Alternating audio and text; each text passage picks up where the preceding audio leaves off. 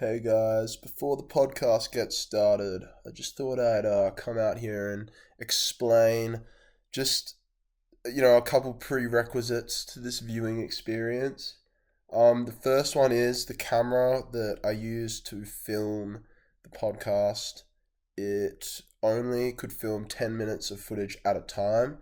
So whenever there are like kind of unnatural, jump cuts or whatever, it's not because someone said something silly or it was awkward or anything like that. It's just because I had to restart the camera every 10 minutes or so, which was a bit annoying, but I guess it's a learning experience for next time.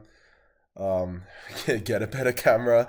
But yeah, other than that, I think it's a pretty solid pod.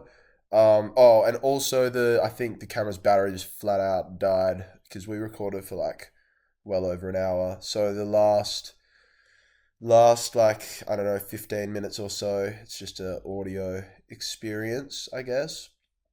But yeah, other than that, this is Smooth People in conversation with myself, Toby Can.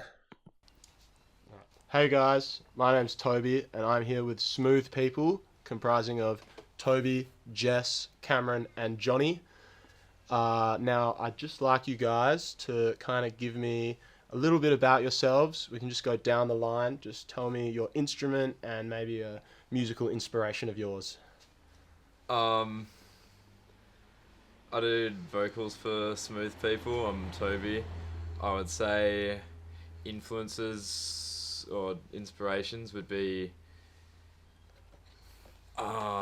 like Justin Trosper from Unwound, probably. Nice. I don't know. I feel like it's very difficult trying to nail down influences vocally, in my opinion, because it's kind of just something that I've had to discover myself.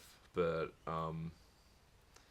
inspiration wise, musically and in my writing, I would say Justin Trosper and Michael Giro of Swans and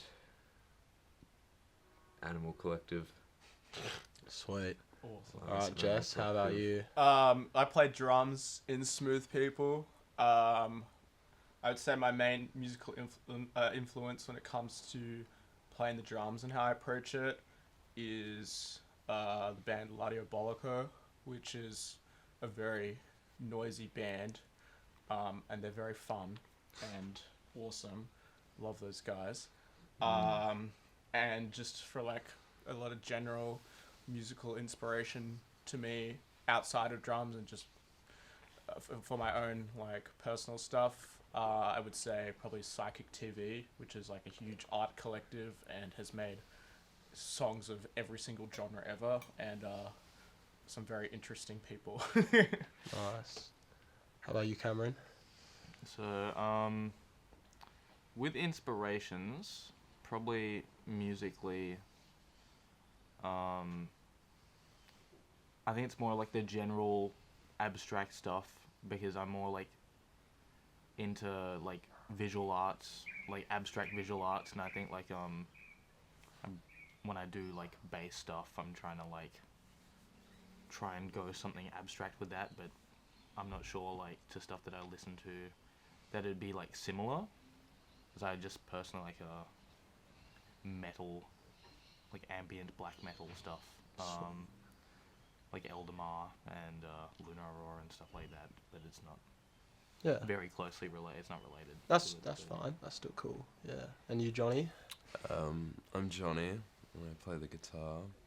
And I guess I borrow a lot from Glenn Branca and some of the old slide blues players like Yes. Blind Willie Johnson and Black Ace and that kind of thing.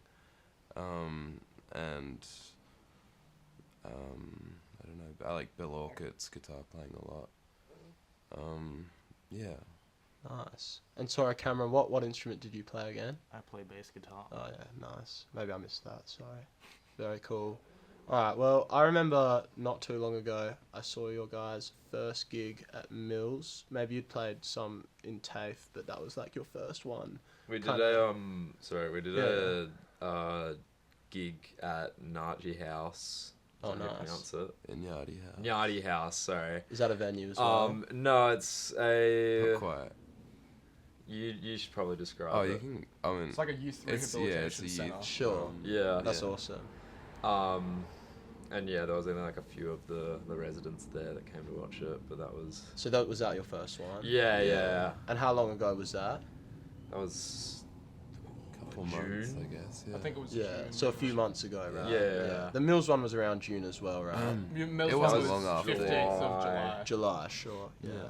So you guys have only really, like, I know you were kind of playing together for a little bit before that and kind of like building up towards gigging, but you've only really been gigging for a few months. So it's fair to say, like, within the context of this band, you're relatively new to the scene, just in general. Yeah. So I'm kind of interested, how do you guys perceive the Perth music scene? Like, in a very broad sense, like, as a whole, you know, there's a lot of music coming out of Perth. I would say there are some, like, you know, kind of pretty big sub-communities, obviously, but then there's also a bit of a general mainstream sound. I'm just interested in your thoughts as a band on that sound. Just open question. Who wants to go? I think the Perth music community is. I wouldn't say. I wouldn't quite say broad. I feel like it's. I mean, there is, you know, it is quite broad, but also in a lot of the more mainstream areas, and even you see it working its way into a lot of the alternative subcultures as well. It turns into like vagueness, and I think obviously in the mainstream communities, I can't really comment on that. I feel like a lot of that has always been quite derivative of older bands and off of other bands in those scenes. But I feel like we're starting to see that work its way into alternative communities as well, just by way of the huge umbrella that everything gets labelled under now as alternative. And, Sure. and there's no... I wouldn't say there's no, but there's a lot less specificity in Sure. yeah. That was a tricky word. There's a lot less you know, pinpointing certain subcultures and allowing them to grow, and I feel like it's a big part of, you know, everything being labelled as alt that isn't pop.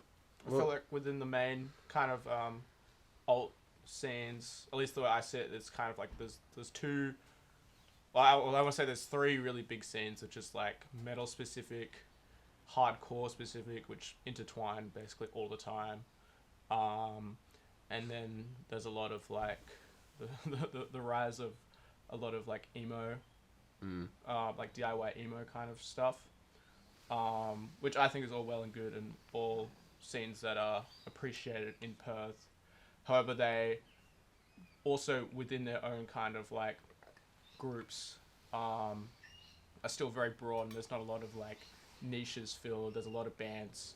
I don't want to say copying other bands, but it's bands that aren't really what's the word? Like Toby was saying, they're quite derivative of other things.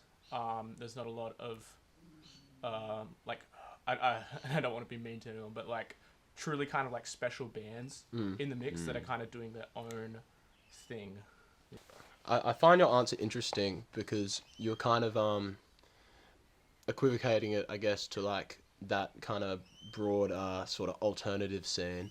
What I find really interesting about the Perth music scene is I would say the mainstream of Perth music is indie music.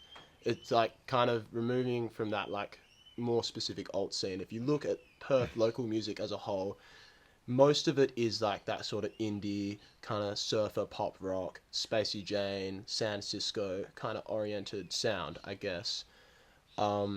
Maybe that's not as like from where you guys are coming from, that doesn't feel as such because you're playing in like kind of those more alternative bands. Alternative venues. But I feel like from my perspective, that's a very like strong, large percentage of local music. And I'm interested to hear what you guys think about that sound and like kind of where you would compare what that like those bands and that sound is doing compared to what you guys are doing. Maybe start with Johnny for this one and then kind of work down. Oh,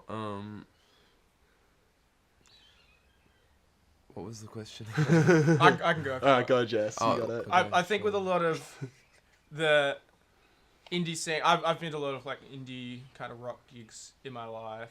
Yeah. It pales in comparison to the amount of like alternative music ones I've been to, and I'm no expert on this obviously, but I feel like a lot of indie rock in the Perth scene lives in some sort of constant state of nostalgia. Bands are always covering bands from 20 years ago, and they're trying to imitate the sound of 20 years ago, which is obviously somewhat hypocritical because what we're trying to do is also, to a degree, imitating the sound of bands from yonks ago. But I feel like it's on a it's on a much larger degree and like a much larger degree. I think the indie rock scene in Perth kind of stagnates. There's so many bands trying to be the next Spacey Jane. There's so many bands who are, doing the same covers as everyone else. And at least personally for me, you go to these bands and you see them, whether they be opening someone or it's like a full lineup. And for me, it's kind of hard to differentiate the soul between all of them. Another kind of open question, kind of hitting on this point. Do you guys say you enjoy mainstream music coming out of Perth? Is it something you ever listen to? No. Not particularly. Not me personally. Unless, I don't know. We've got a couple mates in like indie rock bands. If they ever release stuff, go to their Oh, yeah. go to their release show, maybe buy a CD stuff. Because artists got to support artists. Can't be inauthentic, and expect everyone to just do stuff for you. You got to give back as well. But in my own personal time, not particularly. So would you say, because you kind of said a lot of the alt sound as well is derivative, would you say most kind of just like in a very broad sense, most music coming out of Perth is derivative? Yeah, to an extent, I think. I find that a lot of the local bands in Perth kind of exist in like these extremes. Like there's not a lot of experimentation with the form of the kind of music that they play. If they're a metal band or if they're a punk band, they're a very traditionalistic kind of punk band. Or if they're an indie band, they're a very traditionalistic indie band. And I don't see a lot of people experimenting with the form or really putting their own personality or spin on the kind of music that they're playing. And I think a lot of it's very indebted to music of the past, which all modern music is indebted to music of the past, but that you got to put your own spin on it, and I don't see a whole lot of that happening. Anyway, kind of moving past the broader scene and focusing on you guys a bit. I've been to 3 of your gigs now, and even though sometimes it's kind of hard to hear exactly what you're saying, I still get a general vibe of it, and then obviously through the instrumental side of things as well, you guys paint a pretty, like, I would say consistent kind of picture across your music, and that is generally quite dark, challenging, abrasive, in like a really, as much as that can be a compliment, like it's a really interesting and exciting sound, I find, but it is, it is pretty like twisted, I guess. Is that an intentional decision, and does that kind of like sound reflect the themes and kind of like messaging behind your music? I think twisted is a good way of putting it, more so than dark. I think I guess the quote unquote darkness is kind of a byproduct of the, you know, pushing like the experimentation of it, trying to push the I don't fucking know. Yeah, I yeah, I don't know. I think it just kind of.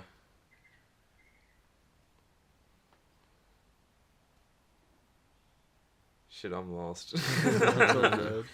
Do any of you other guys have a answer? I would say it's not like we were making music with the express purpose of being like, we're gonna be like fucked up and evil and dude, everything's horrible. But also, I can't exactly say we're going with the mindset of like, wow, everything's gonna be so happy and jovial and awesome. It just kind of happens. Yeah. I think a lot of our songs are sort of come from a stream of conscious sort of mindset. Just kind of let things flow and see what happens. And sometimes your stream of conscious, I guess, gets a bit twisted. Yeah. To use the same kind of words. So yeah. Cool. Yeah, the way I look at like the music that we've done is I know I don't see it as dark.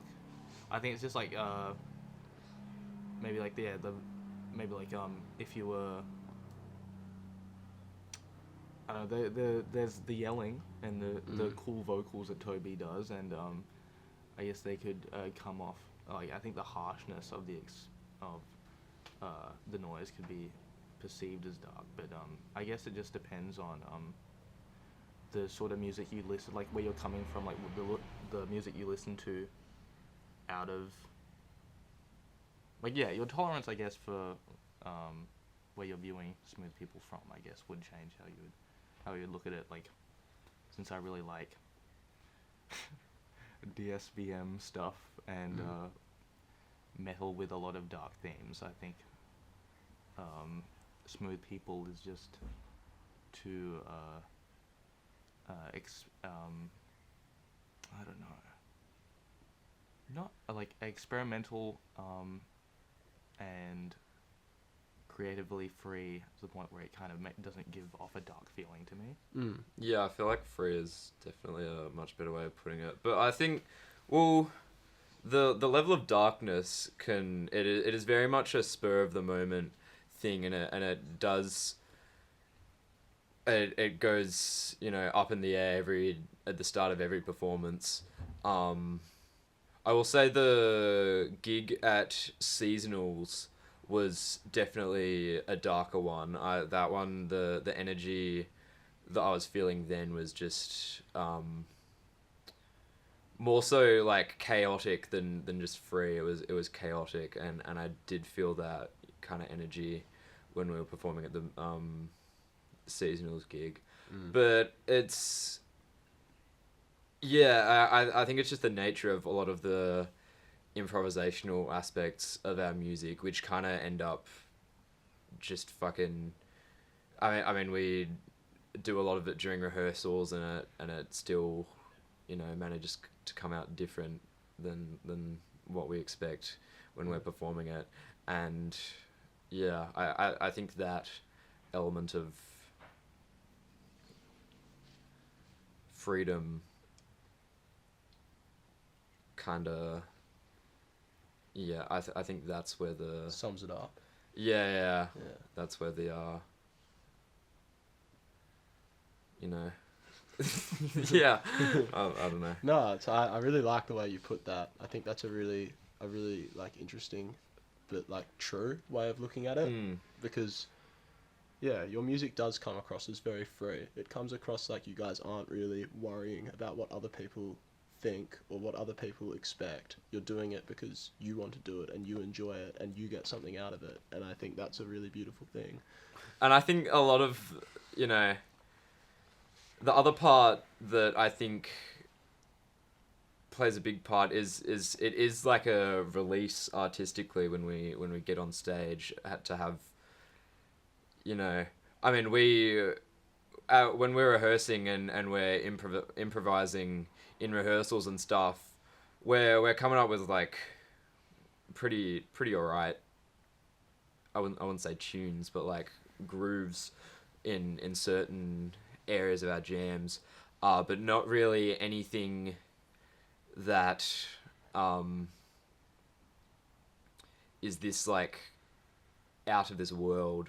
And I think that that's not something that can be released until we get up on stage and we do the real thing, because it's every time we're like getting ready for a show, it's just like a big fucking build up until I can actually put balls to the wall and really do it, because you know we can only go so far in our rehearsals, and it's this tension that just gets ironed out once you're on stage, and I think that is a big part of the performance that I would say is, I mean, I'd say that's probably quite essential for you guys as well. I agree. Me too. And yeah, I think, yeah, I think there's a lot of that missing from mainstream music, the release of you know, like soul, like the soul of the performance, not just like the songs that are being written. There is, you know, I think we're experiencing a big lack of like the moment in a lot of live music, and yeah, I think that's quite important, and I think we do our best to transfer that to our audience. No, that's really awesome. I'm kind of interested in you guys, like one of the main things that really like kind of drew me to Smooth People from that first gig, and just yeah every gig since then, is like you've said, it's very different to pretty much any other band that I've seen in Perth, and it kind of does feel a little bit like you guys, I don't know if this is just within your band or as like a broader thing, but it feels like you guys are kind of pushing this like counterculture, kind of not even just against indie music or, you know, mainstream music, but really just all kind of, you know, that idea of derivative sounds, recycled, you know, kind of riffs and stuff. It feels like you guys are really making a concentrated effort to say, no, we don't want to do that. We want to express ourselves in our way, you know, not recycle anything. So I'm interested in how you guys perceive yourselves, like, relative to the idea of counterculture within this scene. Well, I think all culture, you know, eats itself and spits itself back out.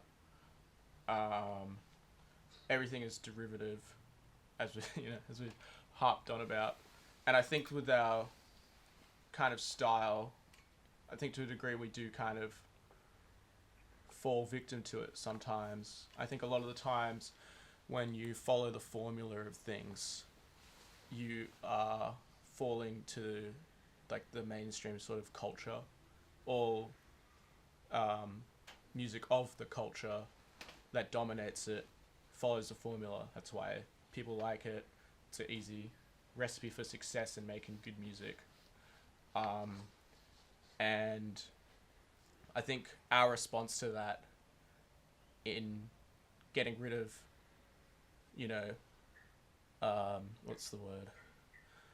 I think we kind of eliminate that when we do improv, stream of conscious kind of music, because I feel like the only thing you're deriving from is just your gut instinct at that point. And I think too much of the culture now relies on being safe, knowing what you have to play, and I think our greatest pushback against that is our improv. Would you say Smooth People is like an intentional effort to push back against that mainstream culture? I would say we. I don't think we did it with the express purpose, but obviously, I at the same time can't deny that that was something going through my head when we were initially talking about making this band. We harp on about places like Indie Bar and whatnot for like having the same, like being the indie band kind of factory. Like he just kind of pushes out bands into like this kind of like commercial states. And I think what we're doing is an aggressive response towards that, whether we like it or not. So, yes. I think it's more of a thing of trying to. I think we would all just like to see more bands or more artists that are just fucking really weird and unique, and I think it's more about that. I think that is the essence of our countering mainstream music, not as like a thing to just like piss on all the indie bands or whatever. Like I don't see any point in that, but you know, it's more about there needs to be more fucking soul in music. There needs to, it just needs more life, and I would love to see a whole lot more of that. I hope we're able to inspire people to get weird and get experimental and get really friggin' out there. Nice. Sorry, Cameron, what were you saying there? Yeah, before I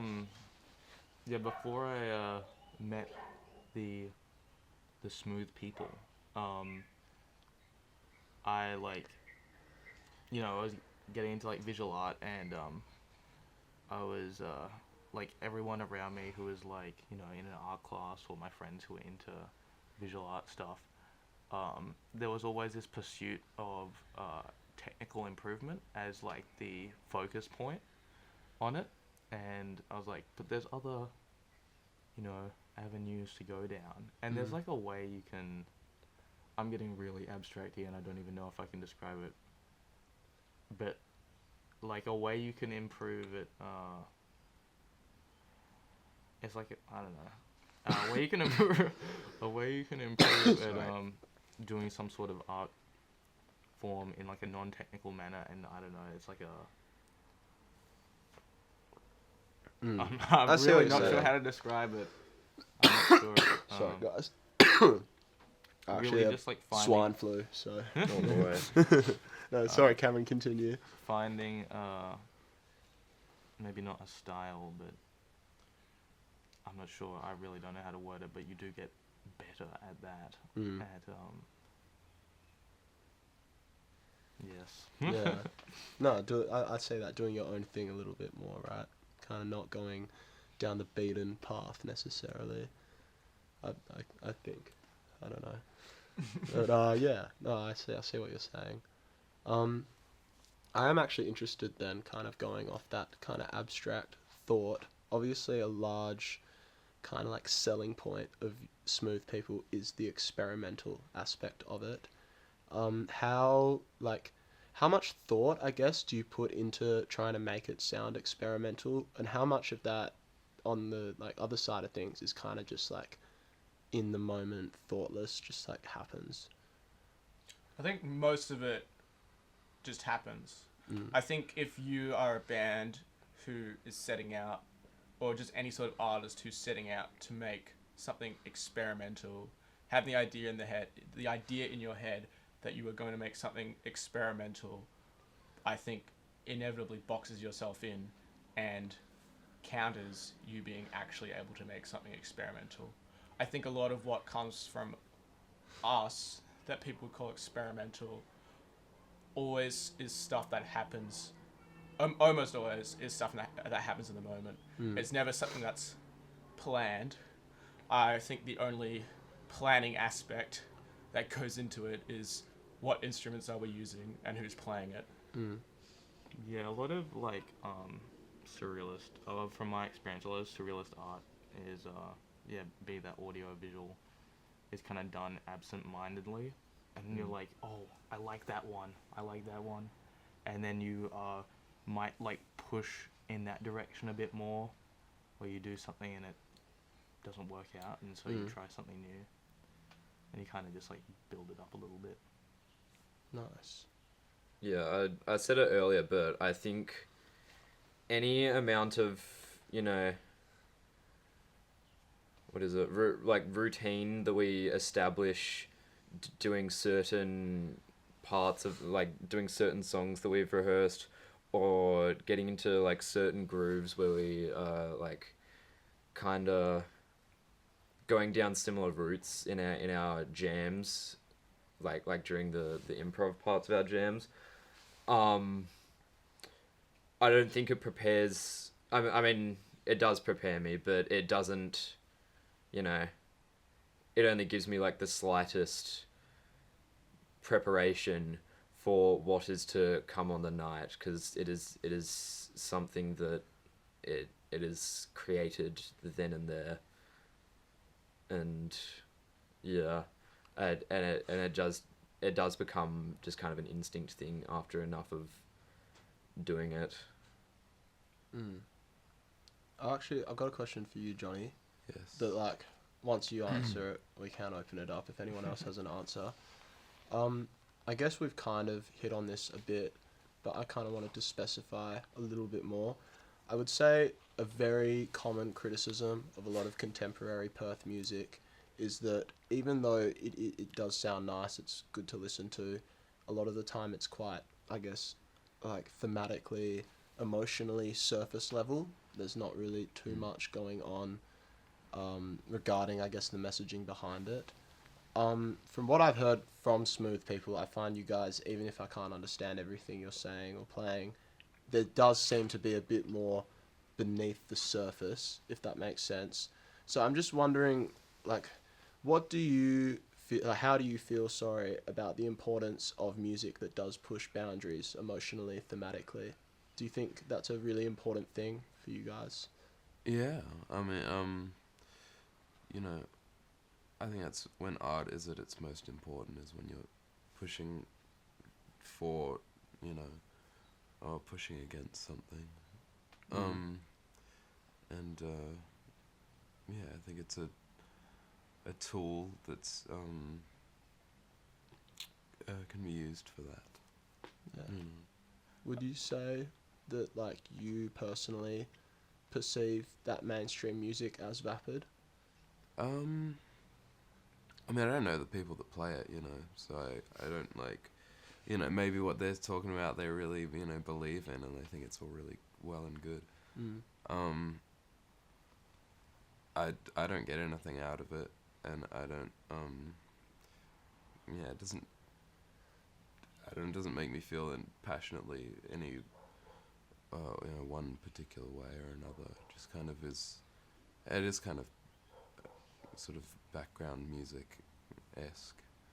And, yeah, I think that's maybe one of the biggest sins you can commit as a band, is to be ignorable, in my opinion.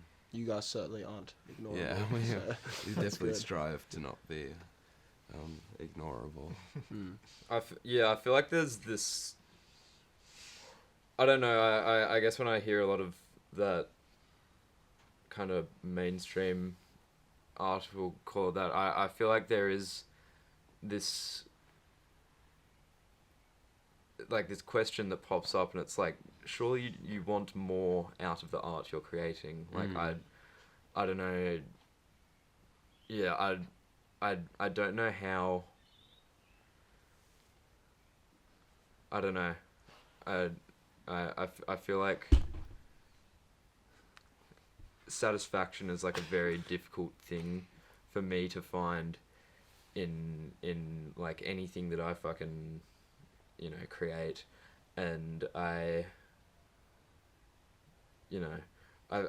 feel like I just need to dig deeper and deeper and deeper and deeper if I want to pull out better things, and I'm yet to dig, like, reach the bottom of the trench, and I just want to see people, like, dig deeper, dude. Like, people need to dig. I think with a lot of people though, when it comes to with mainstream music, a lot of it is made with a purpose, and that purpose is money. And I think Yeah. that corrupts your message because you want to make it as what's the word? You want to make it appeal to as many people as possible. And obviously there's the whole art for everyone is art for no one, which, you know, people will say 100 times. But I do think it rings true in that if you try to appeal to as many people as possible, what is the point of even making art? At what point do you just become a mouthpiece for a corporation or, you know, I think a lot of people as well in the mainstream make music that tells two stories, whether it's happiness or sadness, but there's so many more things in between that. And I think the point of all art is to communicate your human experience. And I think there are a lot of human experiences, and some of them are very, very, very extreme. Sup, like I know there's like a lot of you watching, probably millions at this point, just through my influence. So I'm really sorry that we had some technical difficulties. The camera ran out of storage, but once I get my paycheck from this video, like we won't be having to worry about these problems anymore. Yeah. We make it out of Muslim Park. Yeah, the mean streets of Muslim Park, bro. It's so dodgy, it's crazy. Trap. Yeah, I got rolled 3 times this morning just going to my local barista. Oh, it's tough out here, bro. The Muslim Borough. All The right. Mosman slums. Yeah, continuing. So you had something you wanted to say, Toby, about mainstream music? Yeah, I think there's just a lot of. I think a mindset or maybe not a mindset, but like a concept that plays in the back of a lot of people's minds. It feels like is there like people. The way I see it, and this is probably just I am just fucking grasping at straws here.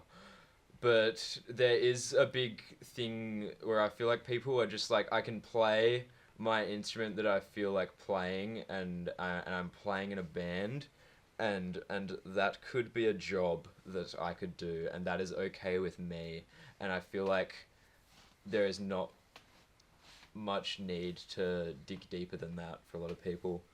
I think it's just a thing of the concept of creating music is enough. And it doesn't particularly matter how surface level that is, because, I mean, obviously, like,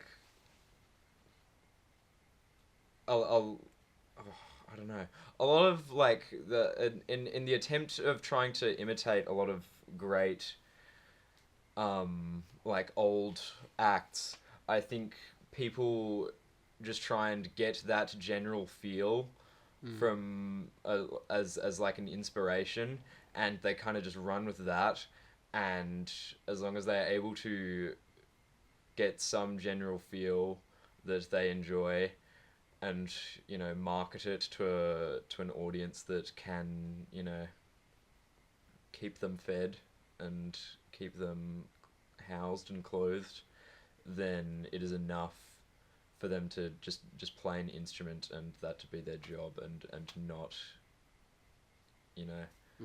do a whole lot more with that. I'm just gonna very quickly. I mean, 1 second.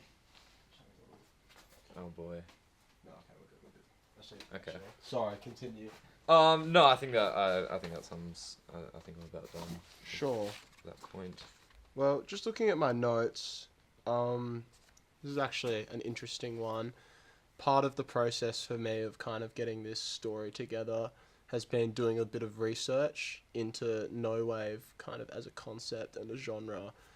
And I find like, we've been talking a lot about, derivative, like copying like things from the past. And when I researched no wave, I was pretty like, I just found it kind of interesting. Like the whole initial beginning of the genre was obviously new wave was a really big thing back in, I think, like the 70s probably.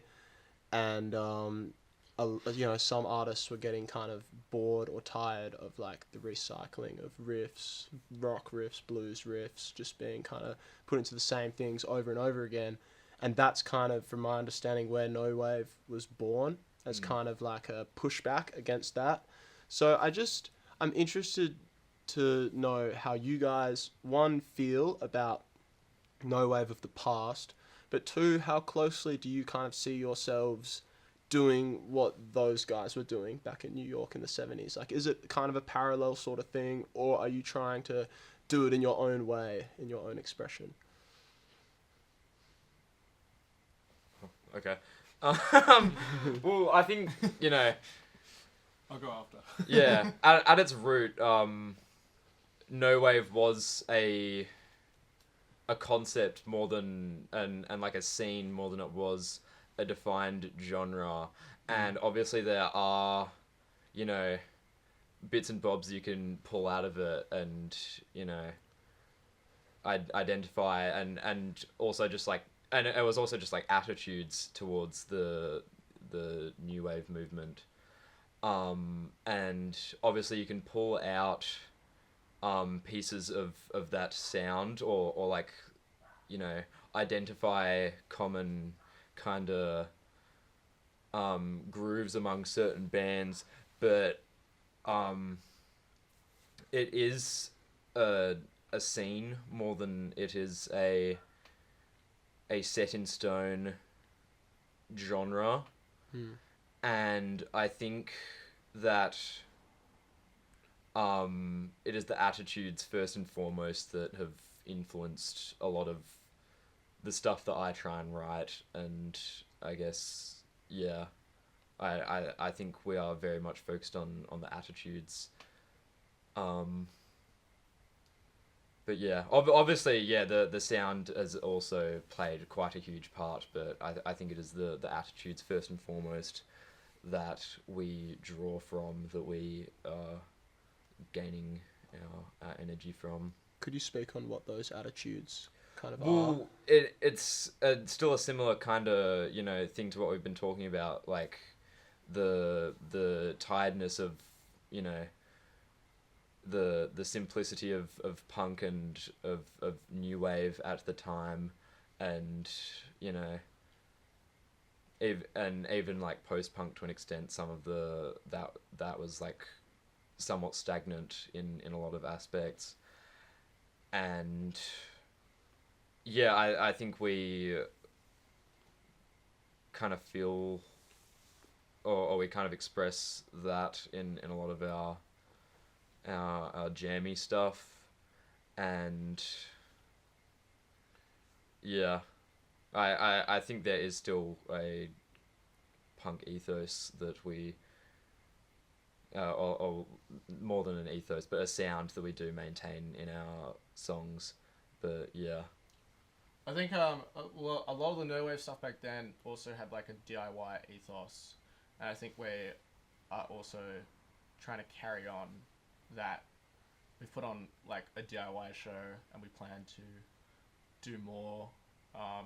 As that just goes with part of the larger like punk ethos as well, and rejection of like regular venues to and like what's the word like a very corporate organized venues to make your own thing that more represents you.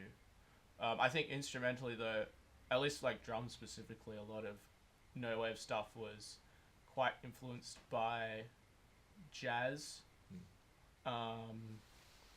And I'm no jazz drummer, but I've been, I try my best to do a lot of grooves like that, but there's also stuff on the complete opposite end where I think of stuff like Lydia Lunch, where they have songs and the drums in that are quite dissonant, where they will just hit the snare as loud as possible, no dynamics to it except at 100% throughout the entire song.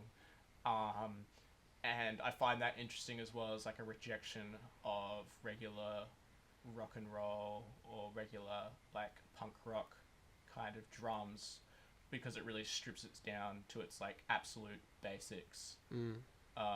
And it's also just like incredibly like it sounds like a gunshot going off every time you hear like the snare going off. So yeah, but I think what Toby was saying, because No Wave is definitely more of a scene than it was a genre. I think we are unable to do the parallel to us because I don't think No Wave as a scene exists now, which is sad to say. Yeah, let's bring it back. Yeah. Well, surely that's where you guys come in, right? That's the hope. Yeah. Yeah, but it was a time period, you know. It was the all the bits that came together at that time in New York, and the economic state of things, and the divide between different cultures and stuff.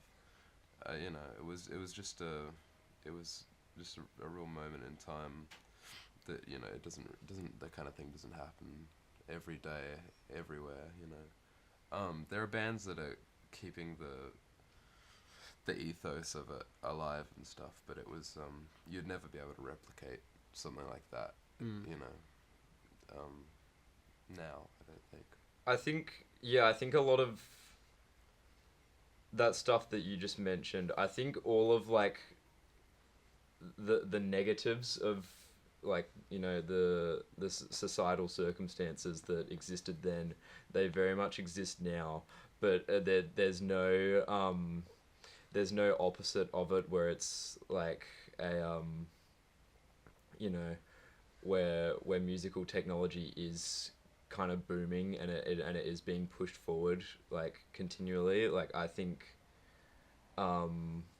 unfortunately we are like, I don't know, I feel like the negative aspects of society are very much alive and well. I don't think that can be argued in the slightest, but yeah, I think there's not enough like just by circumstance of musical you know, people being exposed to new technologies for a no wave scene to really ever be a thing again. I think it is up to individual bands to just, you know, do it themselves and push it forward. I think as well, a lot of scenes now, a lot of scenes exist, not entirely, but a lot of the times in an online space. And I wouldn't say I'm against online spaces, but it does not, at least for me personally, fostering an online community doesn't appeal to me as much as creating a fully fledged scene within your actual local real life community. And I think obviously, you know, like post-COVID and all that, that's not a thing that you can easily make. I wish you could, and we'll keep trying, but you know. Yeah.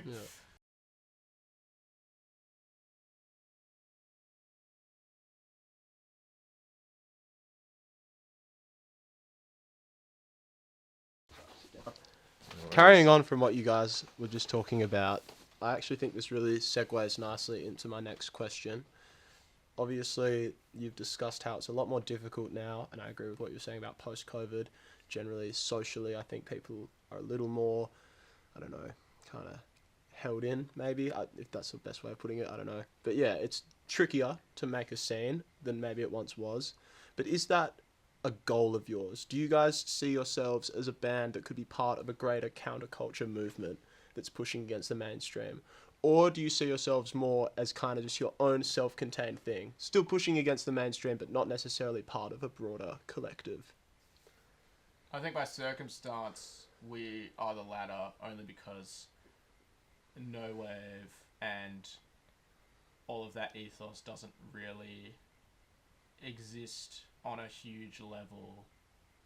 You'll meet individual people at gigs who will appreciate it, but it is still very much a niche thing within niche communities. Sure. Yeah, I think at least the goal, I think, should be to inspire people and spread the message of it. And because you don't know if you like something until you're exposed to it.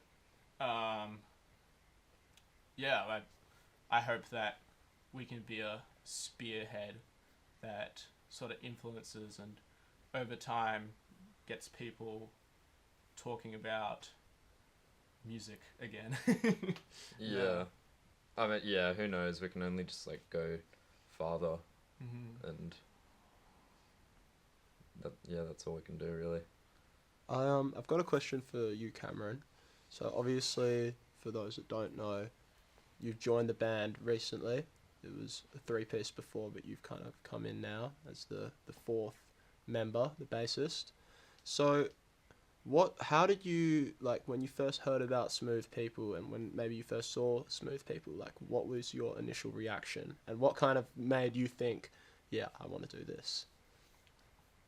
So yeah, the way I first learnt about Smooth People was a friend of mine who is very into noise and experimental music, and I didn't know that that was even something that existed in the Perth scene.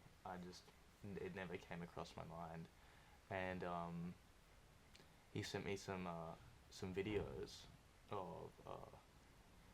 of the Smooth People performing, and it's like, oh, they're looking for a bassist, and I think it'd be right up your alley because you're into like abstract music and that sort of thing, and like harsher music. So yeah, I thought it was really when I watched the videos, I thought it was like really creatively inspiring. And when I go to see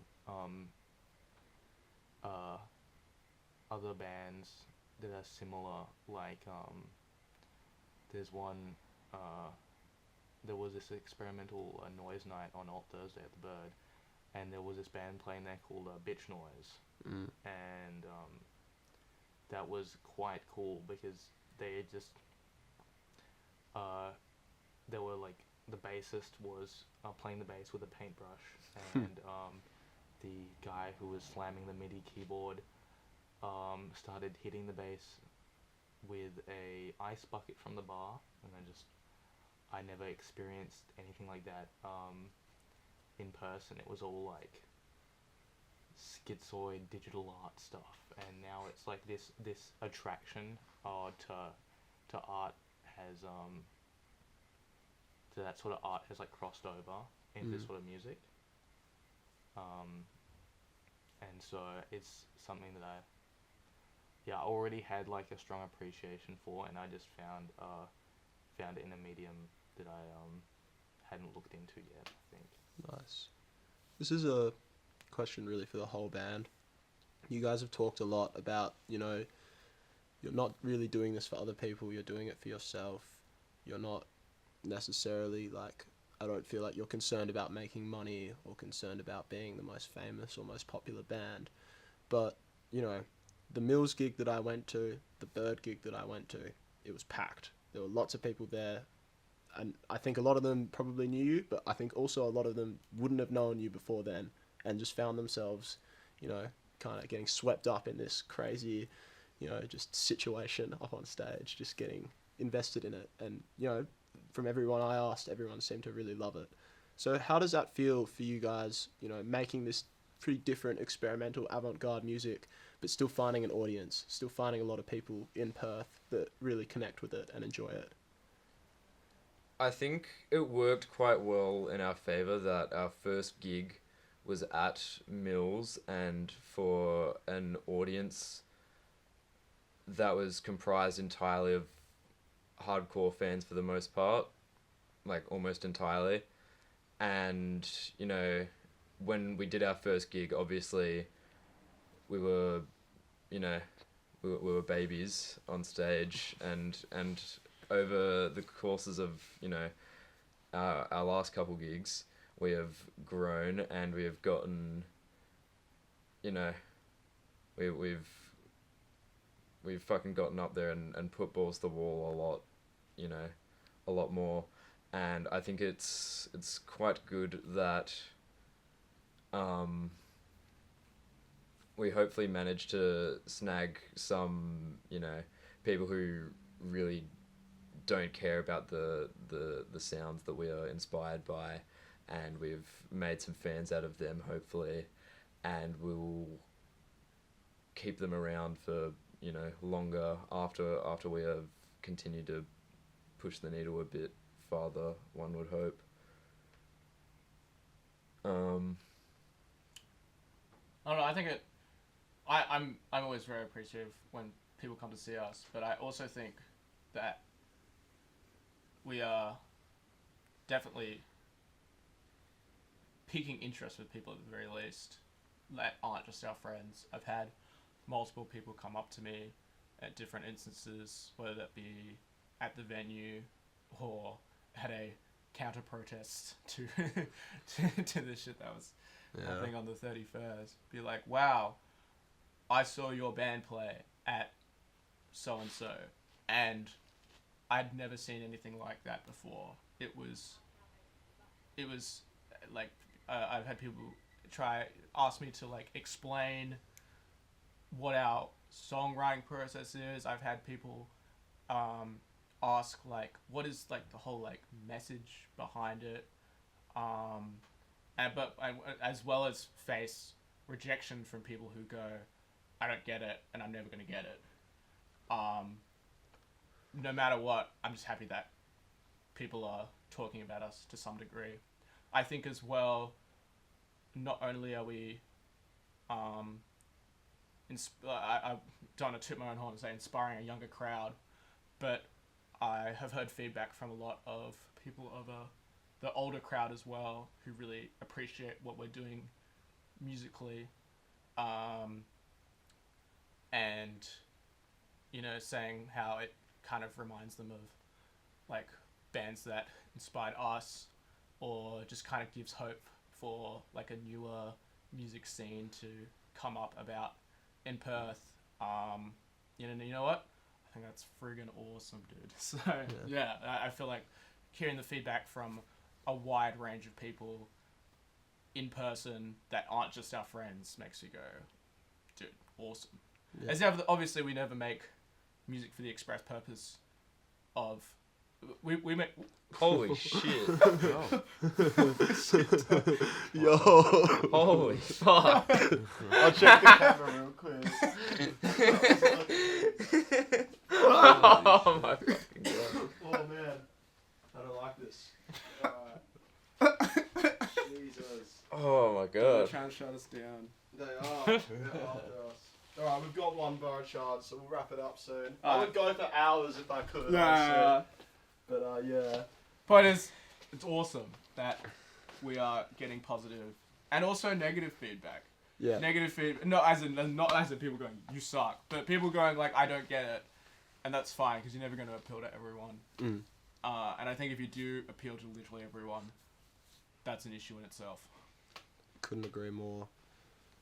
Okay, I've got like 2 more questions, I think. I actually wanted to hit on the Bird as a venue. I feel like for bands like Smooth People and even, you know, other alternative bands that maybe aren't as alternative as you guys but are still not the mainstream, I think the Bird's a really important place. It's got a very vibrant community. It regularly has, you know, lots of people that aren't even necessarily in that community, like myself, kind of coming in and witnessing, you know, different bands and different music. I know it recently was almost like getting close to closing as well. So I want all of you guys, or whoever wants to talk, to kind of reflect on the Bird as a place and what it means to you as artists. I think the Bird's great. I think it's a good venue. I think it's a consistent venue. And Thursdays, alternative Thursday, odd Thursdays, is the home for a lot of bands to consistently play, and I will always appreciate the fact that we've gotten gigs there. I mean, we have one tomorrow there, but I also think the Bird is not the perfect venue for us. I think the perfect venue for us is ones that we make ourselves. I do hope the Bird keeps flying though, obviously. Keep the bird flying. Keep the Bird flying. And as far as I'm aware, it's in a better place now than it was at the end of 2023, which is when they were putting out calls for help. I'm glad that it is a venue that is able to give experimental, or alternative music a go. Not only do they do alternate, like Alt Thursdays, but they do Noise Machine on Tuesday, which is like experimental electronic music night, which is always fun. But I also think the Bird, in the same way that Toby was saying earlier about like the scenes as a whole, like it's very muddy. I think the Bird has that issue too, and I think it is still a venue that is trying to appeal to a lot of people, and I think that's why it will never truly be the right venue for us. Yeah, I think the Bird, the Bird being as palatable as it is it's you know, it's a pro and a con, because like I don't think if a lot of the people organizing Alt Thursdays were as, you know, as welcoming to other sounds as they are, we wouldn't be getting gigs fucking anywhere, and we would literally be doing everything on our own for the most part. But you know, it's, you know, it does appeal to every, well, not every you know, niche that there is, but it does appeal to, you know, it does have to spend a larger portion of its, you know, like set list of, well, like, you know, it gives a larger portion of its gigs to, you know, more safer artists. But I don't think that's a fault of the Bird at all. I think that's a fucking great thing, and I think that it is, you know, without the Bird, Perth, the Perth music scene would probably truly be in the mud. The only problem is that, you know, more specifically, you know, targeted venues for certain you know, niches don't exist, and they probably won't exist for a long time, because it's just impossible to run something like that and have it be successful. But that is no fault of the Bird at all. The Bird is great. I think alternative music is, and alt Thursdays, how do I say it? It is still a night where what I would almost consider mainstream or mainstream-esque music is played. And I think for a night called alternative, alt Thursday kind of stuff, I wish there was more niche things being played. I wish it wasn't, because it's still a place where hardcore, emo and adjacent stuff, and like metal, like your big kind of like three genres still rule the world.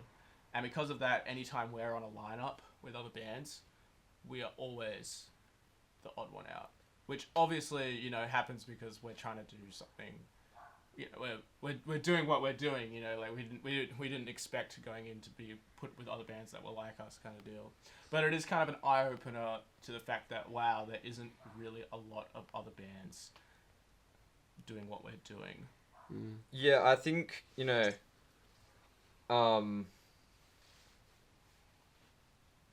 as I was saying with how, muddled the term alt has become, and how it's just become this, how do I say, there's this fucking giant bolus of all these niches that aren't really related at all, and some of them, are the most like alt adjacent you could possibly get, and they get lumped into Alt Thursdays. And I think the problem is that there is only one alt day, and the rest of it is, a lot of There's indie bar the rest of the days. yeah. We'll get to that. I'm gonna do the camera, and then we'll do our last question. I want ample time for the last one. Okay. I do really need to All over piss the again. charge. So Oh, he's flashing. Alright, we'll just have to hope and pray. Can you hold it for a second? yeah, okay, I can do it. Yeah, sorry, Johnny. Alright. Yeah, sorry, Johnny. I was out, Cameron. My bad. All good, all My good. bad, my bad. Okay. You guys have been awesome today. I really appreciate your time. I've got one last question for you. And we're going to bring it back to the indie bar because I know you guys have opinions on that location. So I just kind of, I want to know, like, give me as much as you can about your problems with indie bar as a place, with the music that comes out of there. And then a follow-up to that, what would it take to get Smooth People on a plug and play? Yeah, Indie Bar Thursday. I don't I'd be think- down. That'd be awesome. What?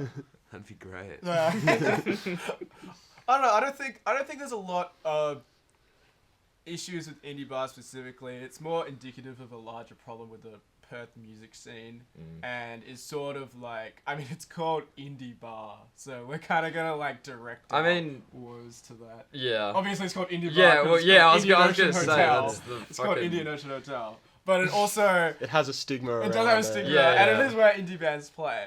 And I don't know. We need more venues. It is a welcoming venue. I will say that.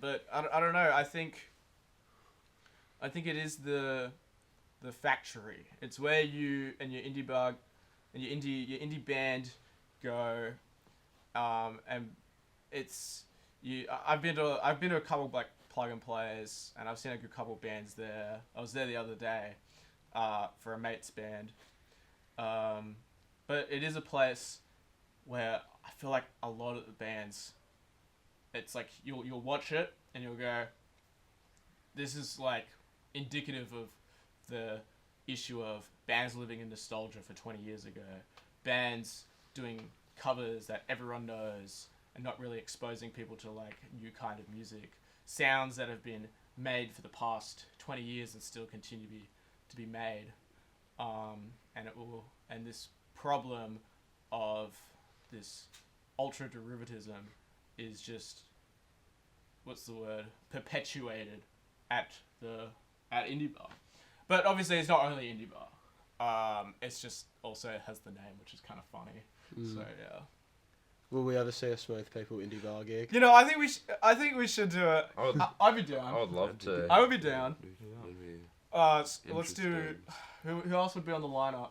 I don't reckon we do Yeah. a plug and play. I reckon we do a whole show. Yeah. Yeah. I Your reckon we only just. your only problem is, and you'll love this, but I think they factor in social media presence. as to Well, whether Yeah, you that can get a makes that gig. makes sense. Well, that's a whole nother. can see Ish, that. like, yeah. I don't know. Wow.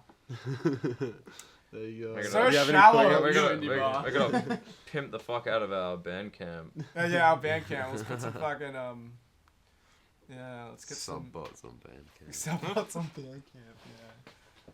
They probably don't give a fuck about Bandcamp. They want IG. I know, followers. yeah, I know, Yeah, but yeah, like yeah, that's what yeah. I'm saying. We need to go above and beyond with our Yeah. band camp. That's what we're gonna do. Bandcamp.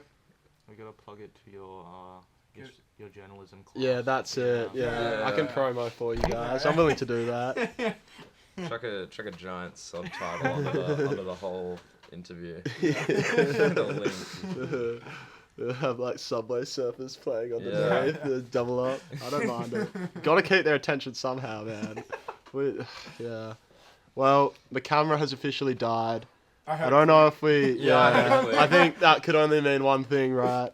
I don't think the last little bit of video will have saved, but we got the audio, so that's all that really matters. Okay. Yeah. I wish I could kind of sign off to the camera right now. The audience will just have to imagine me signing off. That's all right, though. You know.